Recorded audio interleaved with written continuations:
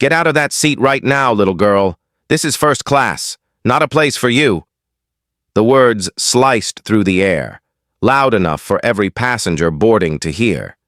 And they came from the mouth of Karen Fitzgerald, the lead flight attendant who carried herself with 20 years of so-called experience. Her tone dripping with authority and bias. Those words weren't whispered. They were shouted with an edge that stung far deeper than the command itself. Because they were not just aimed at a 12-year-old child. They were aimed at her dignity, her presence, and her right to belong in the very seat her mother had purchased for her with care. Before we go further into this story, comment where you're watching from, subscribe and hit like, because what you're about to hear deserves to be told and remembered now.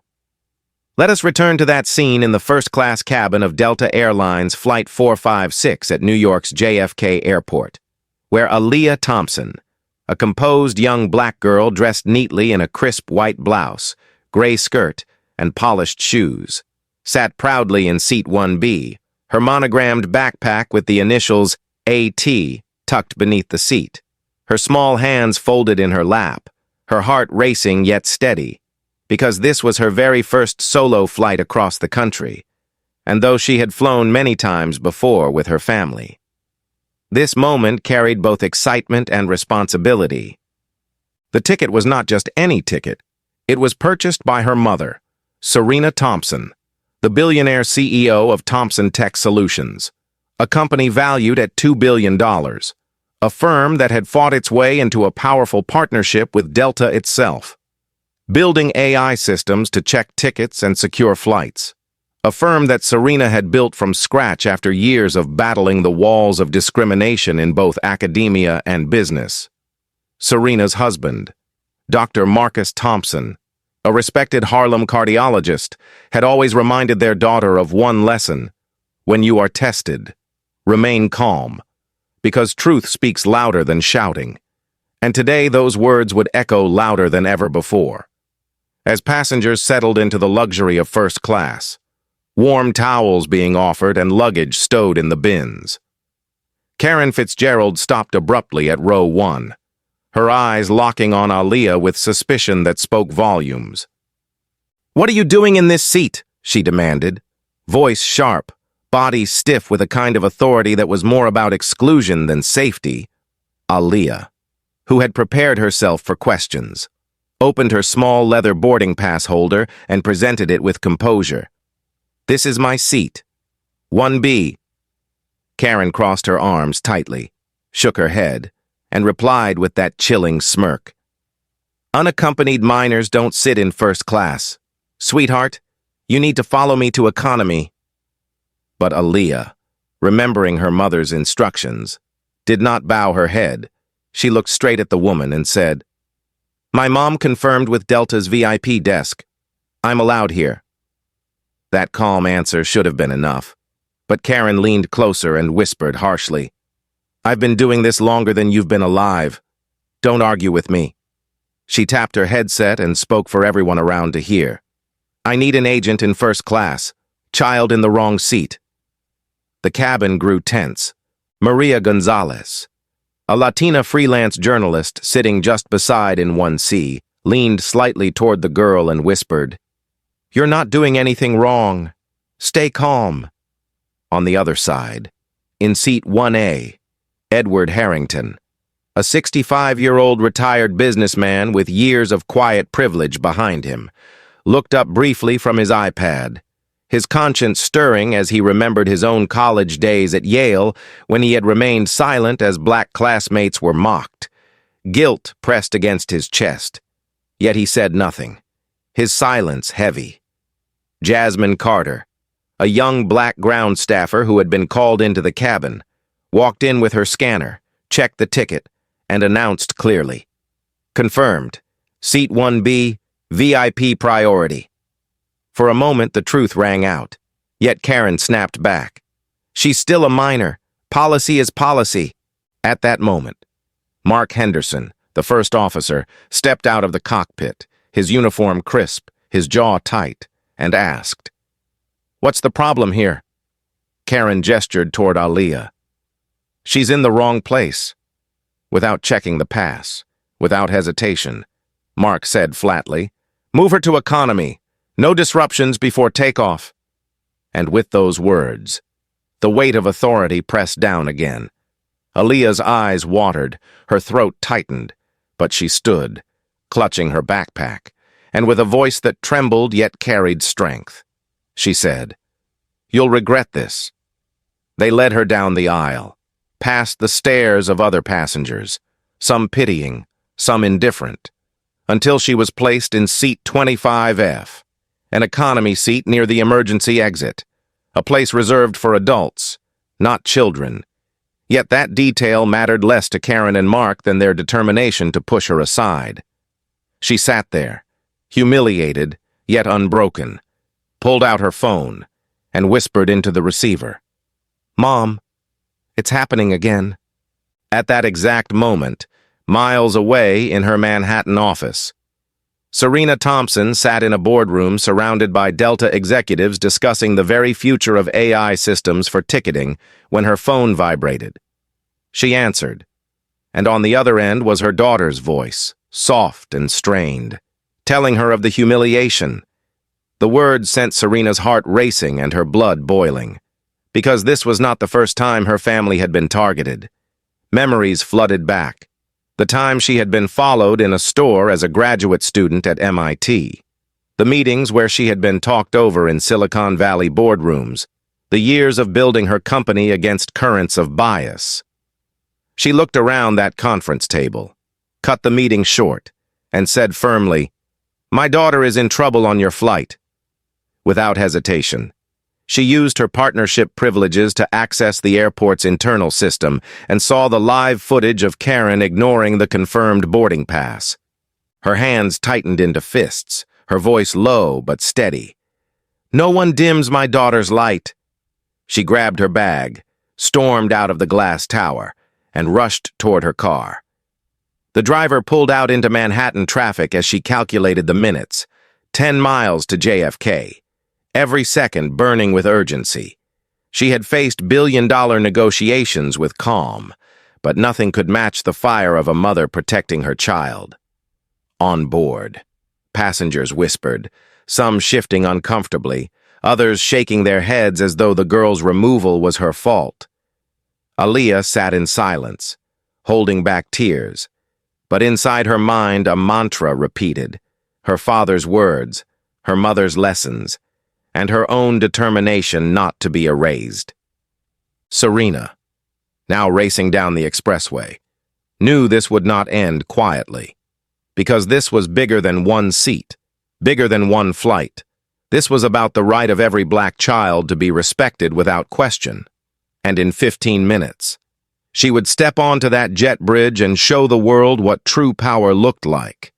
In seat 25F, the hum of the engines was faint, the chatter of boarding passengers louder, and Aaliyah sat with her back straight, trying to fight the sting in her eyes as she gripped her phone and her small leather journal, her heart heavy with shame that was not hers to carry, but pressed onto her by others who chose to see her skin before her humanity. She remembered her mother's voice as clearly as if Serena were sitting beside her, saying, "You are the daughter of a queen. You never bow." And with that in her heart, she whispered to herself, "I will not bow." Though the ache was strong and the isolation was sharper still. She sent a quick text to her best friend back home. "They kicked me out for being black. I hate flying." She wanted to add more but stopped, not wanting pity, because what she longed for was dignity, not sympathy. And as she sat there, she opened her journal and wrote, "Why is my skin a problem?" The words looked back at her like a reflection, one she never asked for, but one she could not escape. A flash of memory struck her. Last year's Boston to Miami trip, when she had been with her father, Dr. Marcus Thompson, and a flight attendant had questioned why he, a black man in a tailored suit, held a first-class ticket. She had watched his calm response, his quiet dignity, but in his eyes she had seen the weariness, The same weariness she now felt in her small bones, though she was only 12. Karen, meanwhile, stood in the galley laughing softly with another crew member, her tone dismissive, saying, "Kids these days think they own the world," her laugh masking a seed of unease. Because deep inside, even she knew the girl had done nothing wrong. She excused herself by calling it policy. But policy was never checked. And deep down, she knew it was not policy that guided her decision. It was bias she had never confronted. Mark Henderson, back in the cockpit, leaned in his seat, telling himself he had done the right thing to avoid a scene. But the truth was that he had relied on old prejudices he had carried since his Air Force days, where jokes about race and who belonged had been casual and unchecked, and though he wore a uniform of authority, his choices that day were built on the same shaky ground. Captain Ellis, experienced and steady, asked what the fuss had been about, and Mark shrugged, calling it a mix-up with a child, brushing it off as though dignity was a trivial detail. The captain frowned but let it pass, telling himself there would be time later to address it, though he already felt the seed of doubt. On the jet bridge, Jasmine Carter, the young ground staffer, paced nervously with her phone, debating whether to call the VIP desk again. She knew the gravity of what had happened, because she herself had been on the receiving end of mistakes like this when she was younger, being told she did not belong, and the memory of those days in the Bronx, hearing taunts and feeling invisible, made her voice tremble but firm as she called the VIP desk. "This is Serena Thompson's daughter. She was removed from her first-class seat. This is serious. You need to escalate now." Maria Gonzalez, sitting in seat 1C, pulled out her notepad and scribbled furiously, her journalist instincts burning with anger at what she had witnessed, because she knew a story of injustice when she saw it, and her mind was already framing the words, 12-year-old girl removed from first class due to bias. Edward Harrington, in seat 1A, felt the weight of silence pressing on him, the guilt of not speaking up, the guilt that tied back decades to moments when he had watched injustice and said nothing. And he sat there sweating, torn between shame and the sudden urge to stand later when it would matter most. Meanwhile, the cabin grew restless. Passengers whispered about the delay. One man muttered, "Why are we still at the gate?" As though the child were the cause of the disruption, as though her presence in first class had been the problem all along. Aaliyah felt the sting of those whispers, the shame curling in her stomach. But she lifted her chin slightly, clutching her pen, reminding herself of her father's words, of her mother's strength, and though fear pressed on her chest, a quiet determination grew beneath it, fragile but unyielding. Outside, Serena's black car weaved through Manhattan traffic, her mind sharp, her breath steady, her heart a storm. She called her assistant, her tone clipped. "Pull the airport footage now. I need to see it." Within moments, the feed was on her tablet, showing Karen dismissing the scanned boarding pass, ignoring Jasmine's confirmation, pulling Aaliyah out of the seat without cause. Serena's jaw tightened, her eyes narrowed, and her voice, though calm, trembled with fury as she said, "This is not just about Aaliyah. This is about every black child who has been told they don't belong." Her mind drifted back to her days at MIT, when she was the only black woman in her class, when professors had dismissed her ideas until a white peer repeated them, when she had stayed up all night proving equations to earn respect that should have been given freely. She remembered walking into her first Silicon Valley pitch, watching investors dismiss her until the numbers spoke louder than their prejudice. And she thought, "Not again. Not my daughter." She thought of her company, Thompson Tech Solutions, born from those battles, built with fire and faith, now worth $2 billion and tied directly to Delta's systems. And she knew her leverage was stronger than any badge Karen or Mark could flash. On board. The whispers grew, A woman in row 12 whispered to her husband. That little girl did nothing wrong, while another passenger shook his head, muttering, Rules are rules. Aaliyah sat still, writing another line in her journal. Silence isn't safety. And as she pressed her pen harder, she thought of her mother racing toward her, the one person who always believed her, the one person who would never allow her to be erased. In the galley. Karen poured herself a cup of coffee, trying to steady her nerves, but her hands shook slightly as she repeated to herself, Policy is policy. Though her mind replayed the girl's calm defiance, the quiet power in her small voice, and something inside her knew that this was not over, that the consequences would come sooner than she imagined. In the cockpit, Mark dismissed it all, believing the authority of his rank would shield him, unaware that his decision would soon be projected on screens far beyond the cabin, on the road.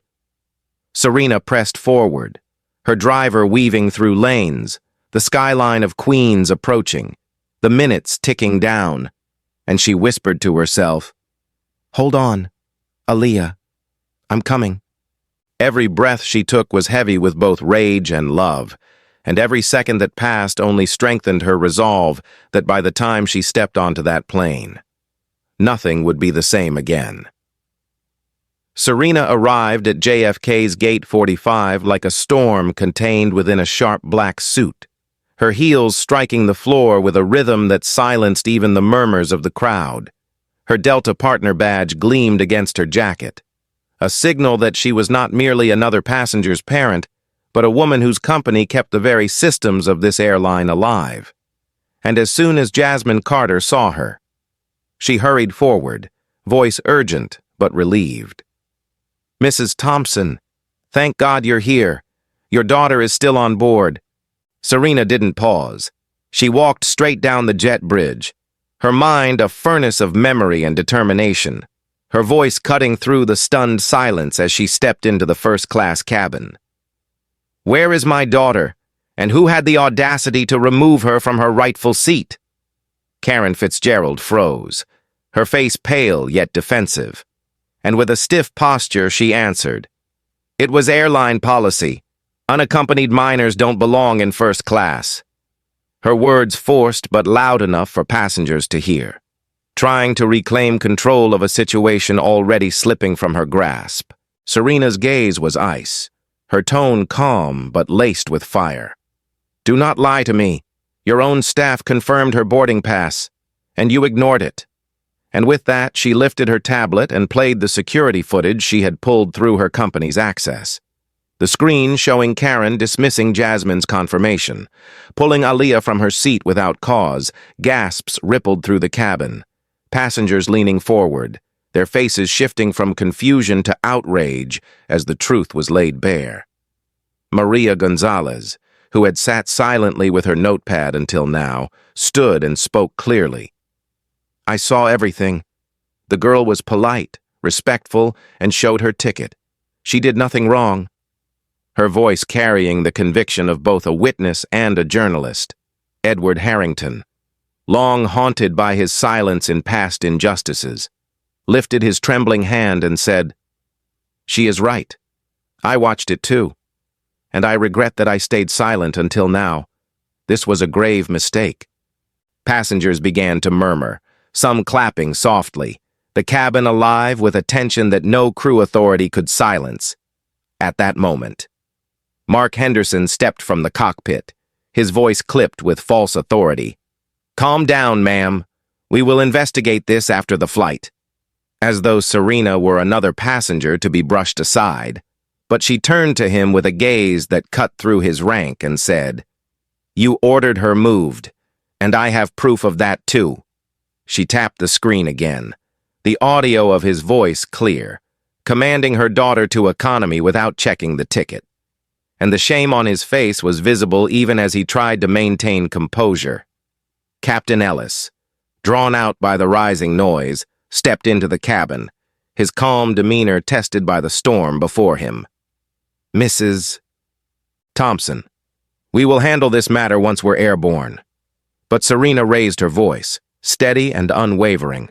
"No, Captain, you will handle this matter right now, on the ground, before this flight leaves this gate, because this is not about policy. This is about bias, and I will not allow it to stand unchallenged."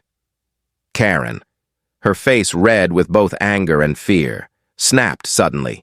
"Who do you think you are, barging in here and accusing us of racism?" And Serena, without flinching, stepped closer, her voice low but sharp as steel. "I am Aaliyah's mother. I am the CEO of Thompson Tech Solutions, and I am the partner whose company built the systems that check your tickets and keep your passengers safe. If I choose, I can end our contract with Delta today, and believe me, I will not hesitate if my daughter is not treated with dignity." The words landed like thunder. Delta executives, already alerted through frantic calls from the VIP desk, rushed into the cabin behind her, their faces pale with recognition, because they knew Serena's influence was not empty talk, but a billion-dollar reality that could shake their airline. Aaliyah, who had been sitting in 25F with her journal open and her small hands trembling, heard her mother's voice and rushed down the aisle, eyes filled with tears, whispering when she reached her side. "I'm sorry. Mom." Serena dropped to one knee, held her daughter close, and whispered back for everyone to hear. "You did nothing wrong, my love." They did. The moment hung heavy, the passengers silent, their attention fixed on the sight of a powerful mother defending her child, not with anger alone, but with proof, with authority, with love that burned through humiliation and turned it into resolve. Mark tried one last defense. "Mrs. Thompson, it was just a precaution." But Serena stood tall again, her eyes piercing him. "A precaution rooted in prejudice is not precaution at all. It is discrimination, and I will not let it pass." Maria raised her phone and began recording. Passengers leaned in, the story already spreading beyond the cabin, and Edward added, "This is a turning point. It should not be ignored." Captain Ellis, now realizing the depth of the situation and the audience that would soon extend far beyond this aircraft, turned to the executive standing behind Serena and said quietly, "We need to replace the crew before this flight departs." Karen's jaw dropped, her voice shaking. "You can't just remove us." But the executive nearest to Serena stepped forward and said, "Yes, we can. And yes, we will. Effective immediately." The authority of those words was final. And as the reality sank in, Karen and Mark exchanged glances of disbelief and dread, their years of authority dissolving in front of the very passengers they had once controlled. Aaliyah clung to her mother's hand, whispering again, "I was so scared." And Serena bent her head and whispered back, "Fear is natural, but you stood tall, and that is what matters." Her words not just comfort, but a lesson, a reminder that even in moments of humiliation, dignity can survive and rise. The cabin was electric with tension, yet it was also alive with a sense of justice unfolding in real time, a reversal of power that no one had expected when they first boarded. And as Serena stood there, unshaken, she knew this was only the beginning of what would become a far greater battle for fairness in the skies. The cabin was heavy with silence, passengers leaning forward as though the air itself had thickened, and Serena Thompson stood in the aisle, her hand still resting protectively on Aaliyah's shoulder, her eyes fixed on Karen Fitzgerald, who tried to maintain the steel mask of authority but whose trembling hands betrayed her. Serena's voice, calm yet sharpened by years of fighting battles larger than this, broke the silence. "We will not let this pass as a mistake. This is not policy. This is instinct, and instinct rooted in prejudice has no place on any airline." Karen's lips pressed tightly, her voice cracking slightly as she replied, "I was following my training." But Serena cut her off, her tone steady. "Your training does not tell you to ignore a scanned ticket. Your training does not tell you to humiliate a child. What you followed was not training. It was bias you never questioned. Maria Gonzalez, phone in hand, had already begun streaming, her voice narrating for the world. This is the mother of the child removed from first class.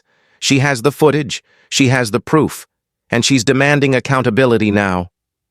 Edward Harrington, who had remained silent too many times in his life, raised his voice again, stronger this time. She is right. This was not a mistake. I saw the girl show her ticket. I saw it dismissed. And I will not stay silent again. His words drew nods, murmurs of agreement from passengers who had hesitated before, but who now, emboldened, began to speak softly among themselves, their quiet support filling the cracks Karen and Mark had once controlled with authority. Captain Ellis, feeling the pressure of both the executives who now stood at the front of the cabin and the passengers whose eyes pierced him, made a call to the operations desk for standby crew, his voice low but firm. We will need replacements before departure. Karen's face drained of color, her eyes wide as she turned to the captain. You can't be serious. You're going to replace me after 20 years? Serena answered for him, her voice even but powerful. Yes, because 20 years of service do not excuse 20 seconds of humiliation.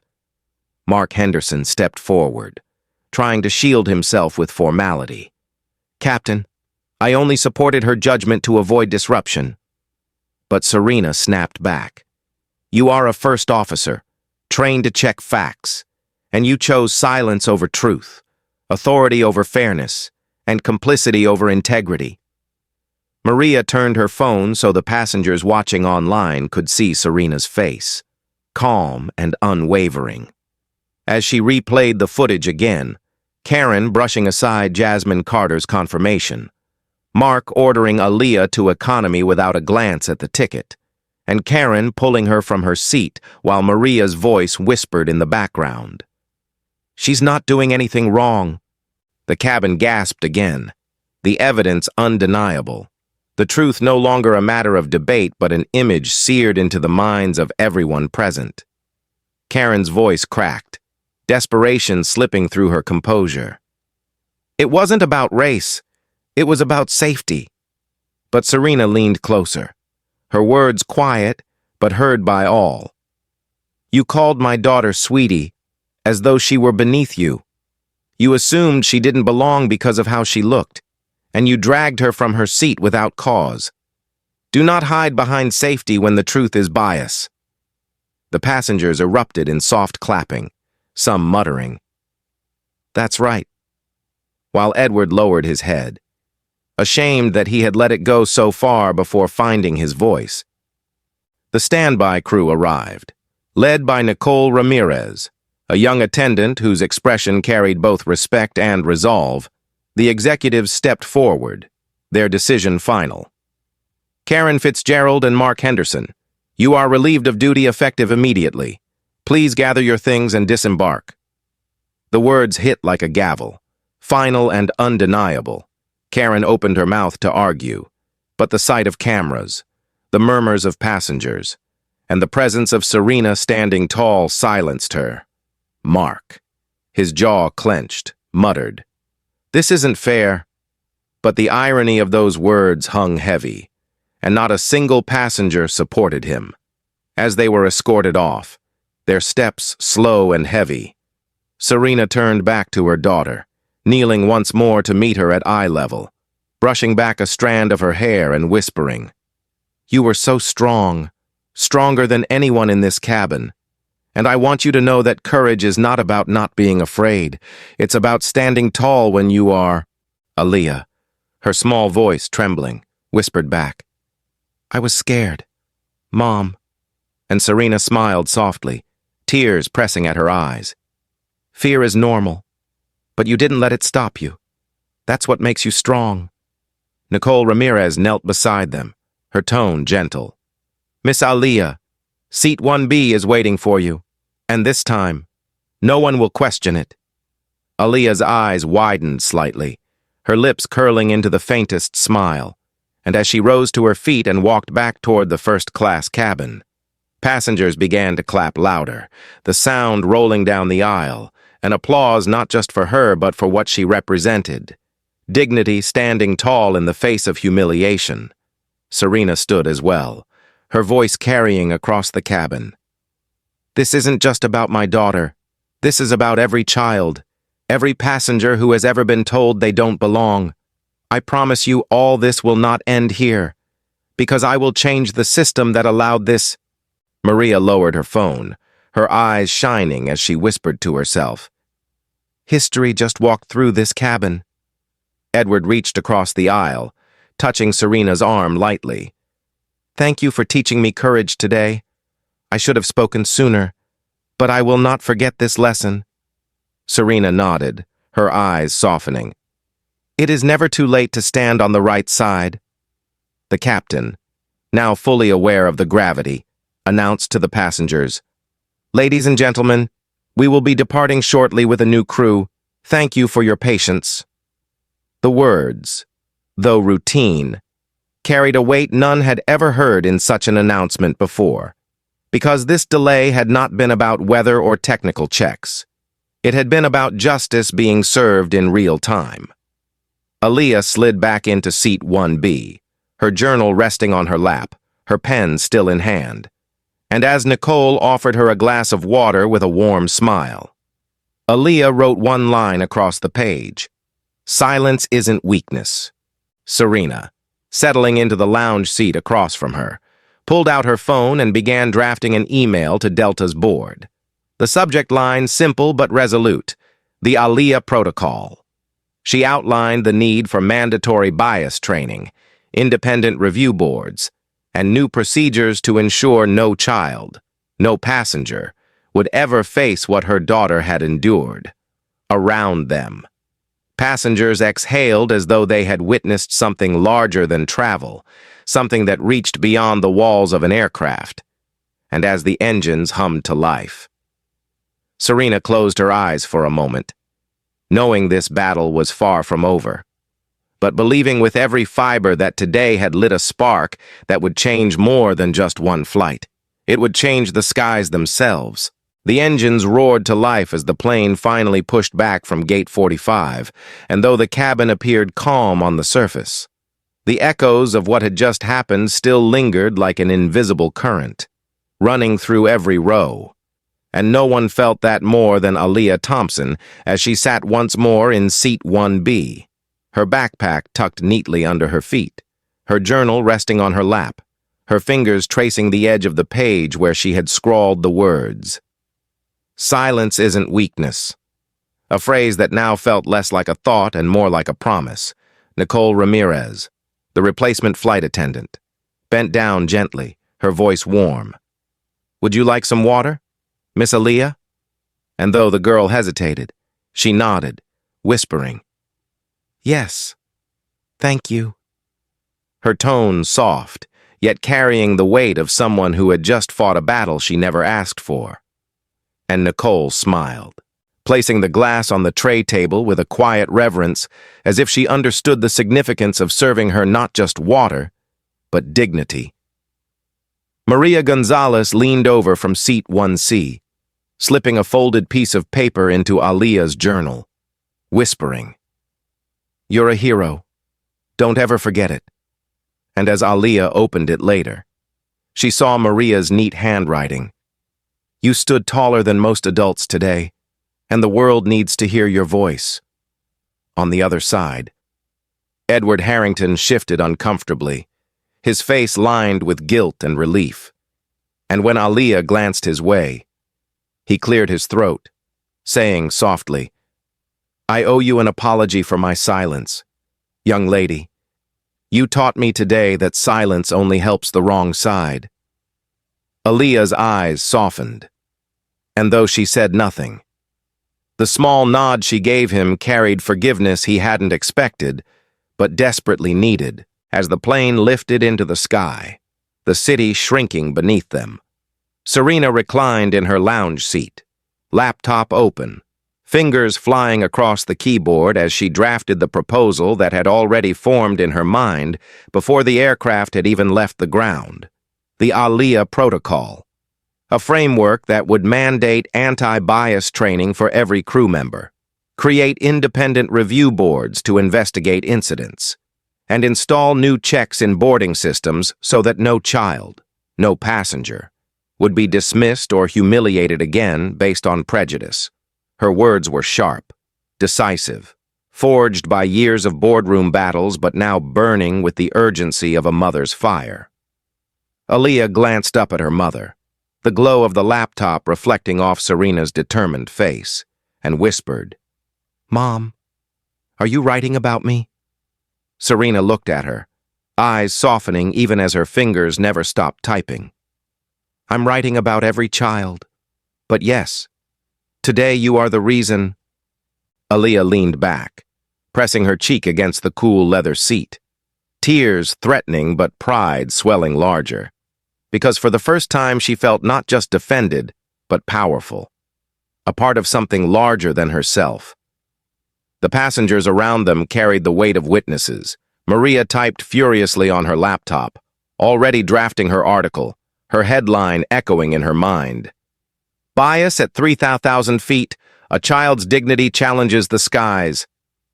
Edward sat quietly, rehearsing the phone call he would later make to his grandchildren, telling them, "Don't ever let fear make you silent." The man in row 12, who had muttered about delays earlier, now stared out the window, uncomfortable, perhaps realizing that convenience had once mattered more to him than justice. Nicole, moving through the cabin with quiet grace, checked on Aaliyah again, her voice low but kind. "If you need anything, just let me know." And the simple act of respect felt like sunlight breaking through a storm in the cockpit. Captain Ellis adjusted his headset, his mind heavy with the recognition that leadership meant more than flying a plane. It meant choosing when to stand for what was right. And though he had hesitated earlier, he knew the decision to replace the crew had been the correct one, perhaps the most important of his career. Serena finished her draft, saved it, and closed the laptop, turning her gaze to her daughter, studying her quiet strength. Her small frame curled into the seat, but her spirit towering over the humiliation she had endured. And she thought, "This is why I built everything, so she would not have to fight the same battles I did." Aaliyah picked up her pen again and wrote another line in her journal.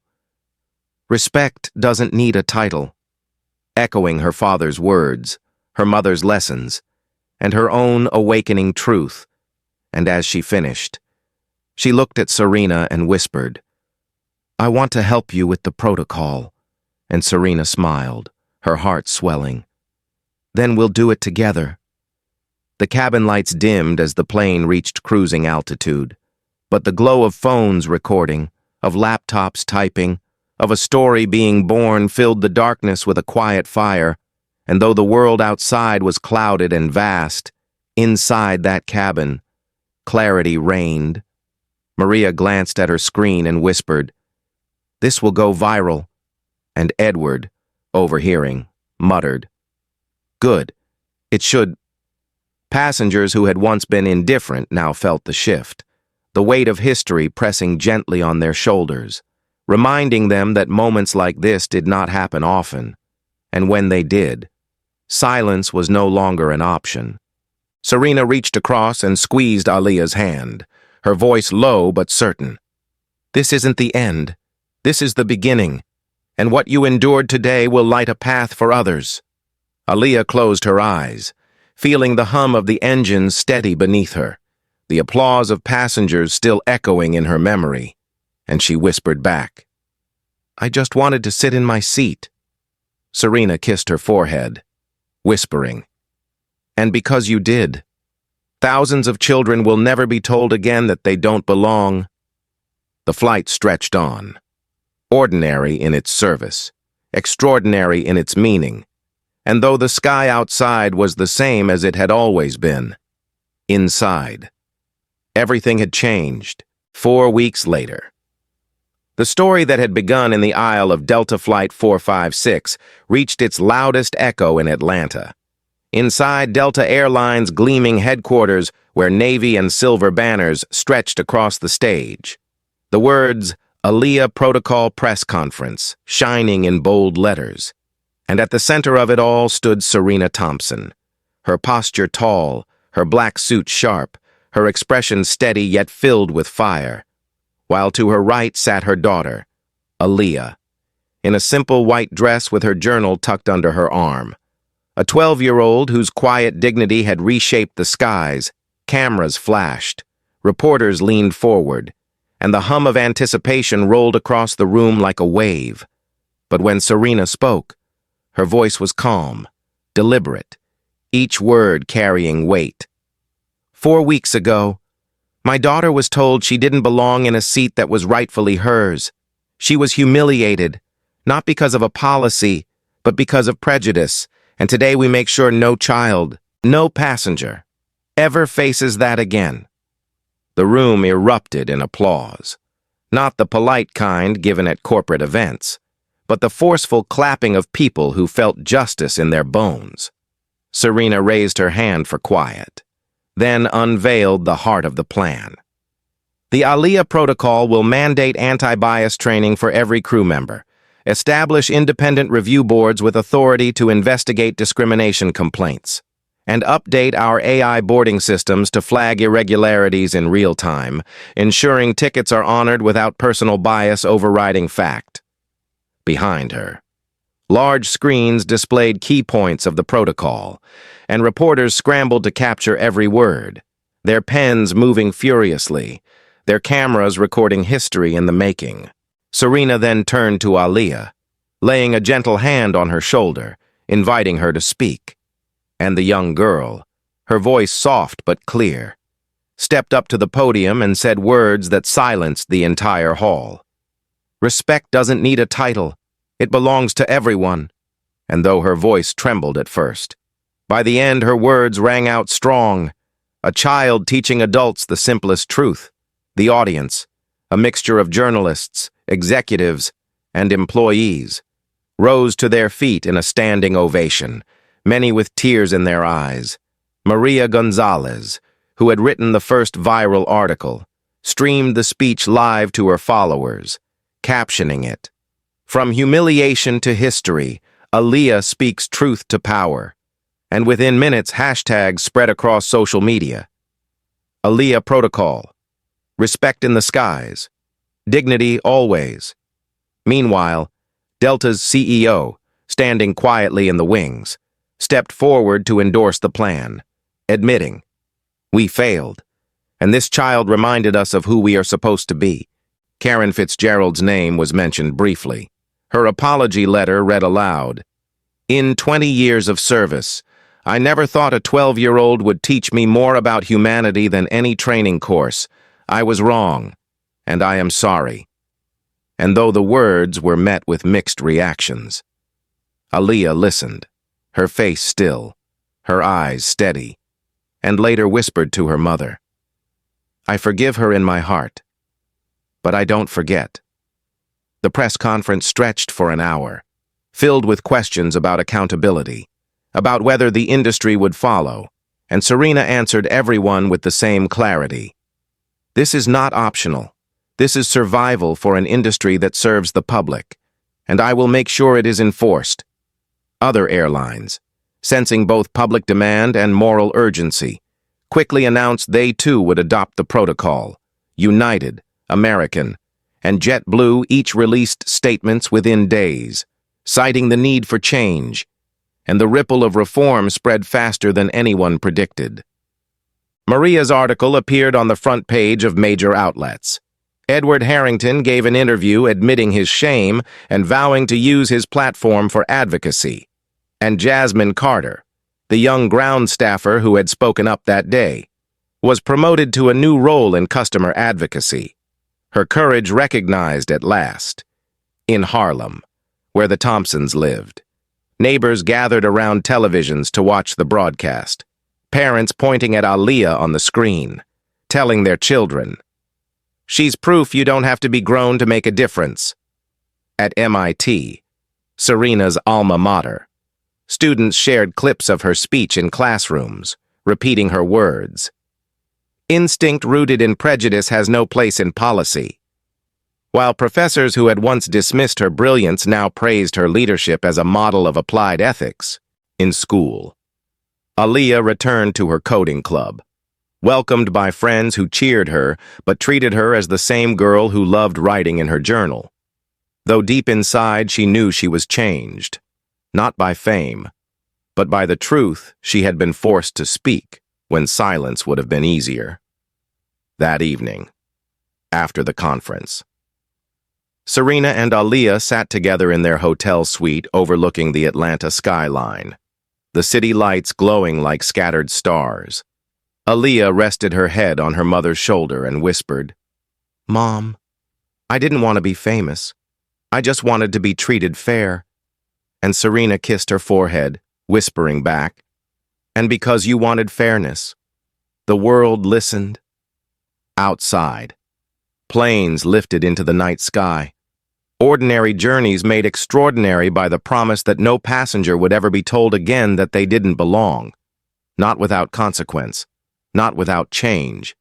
And though the headlines would fade in weeks, though social media would move on to other stories, the legacy of that day, the words of a 12-year-old child who refused to bow, was now woven into policy, into training, into the very structure of an industry.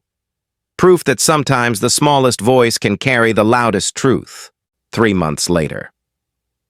As autumn leaves drifted across the streets of Chicago, Serena and Aaliyah Thompson walked together through the terminal of O'Hare International Airport, their steps calm, their presence unnoticed at first by the steady stream of travelers rushing to gates.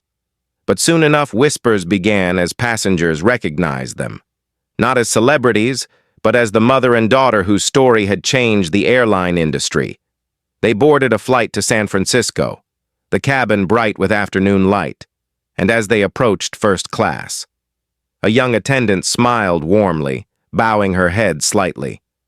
"Welcome aboard, Miss Aaliyah. Your seat is ready." But Aaliyah, her face glowing with quiet maturity far beyond her 12 years, smiled back and said, "Just Aaliyah is fine."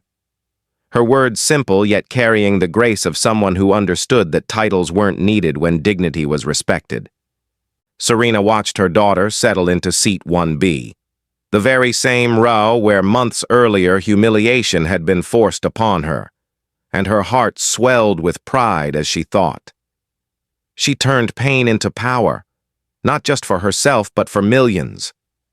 Across the aisle, passengers exchanged knowing looks, some whispering, "That's the girl," others smiling softly in support. But unlike before, there was no suspicion, no tension, only respect woven into the silence. The flight crew, now trained under the Aaliyah protocol, moved with practiced professionalism, their greetings free of bias, their actions shaped by lessons carved from that unforgettable day. And Nicole Ramirez, now promoted and serving as lead attendant, approached Aaliyah and said gently, "It's an honor to have you back on board." Aaliyah nodded, her journal once again open on her lap, the words she had written months earlier still echoing. "Silence isn't weakness. Respect doesn't need a title." And she added a new line. "Change lasts when we live it, not just when we write it."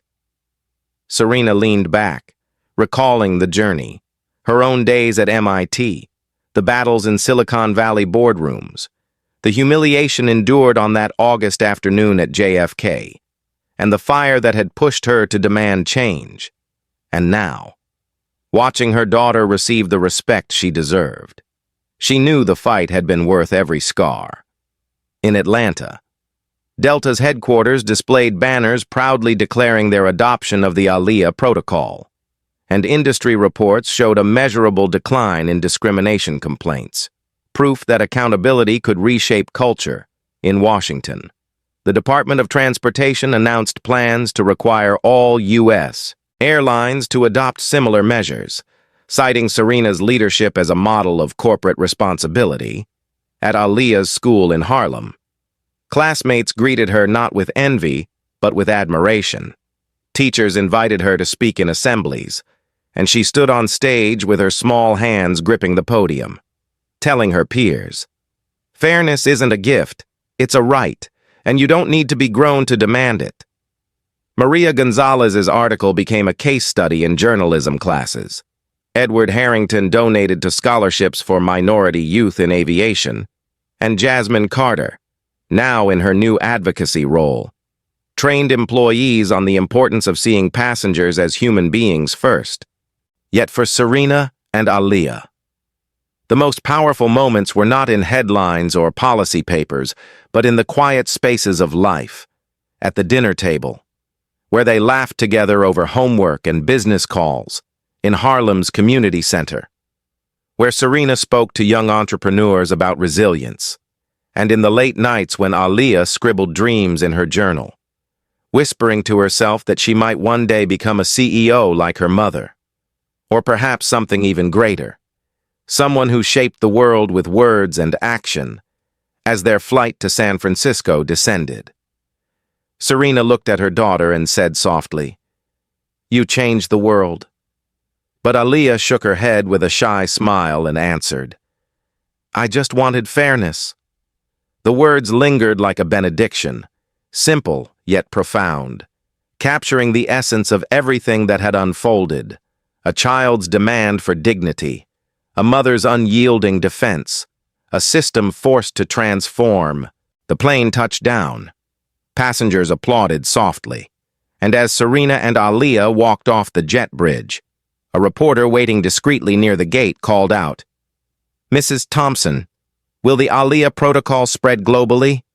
Serena paused, her hand on Aaliyah's shoulder, and replied, "It already has, because once respect takes flight, it cannot be grounded." And with that, mother and daughter disappeared into the crowd, two figures among many, yet carrying within them the quiet truth that silent dignity, when paired with courage, can change not just a flight, not just an airline, but the very way the world chooses to see each other. Thank you for watching. Comment where you're from, subscribe, and hit like. See you in the next story. Thank you for watching. Comment where you're from, subscribe, and hit like. See you in the next story.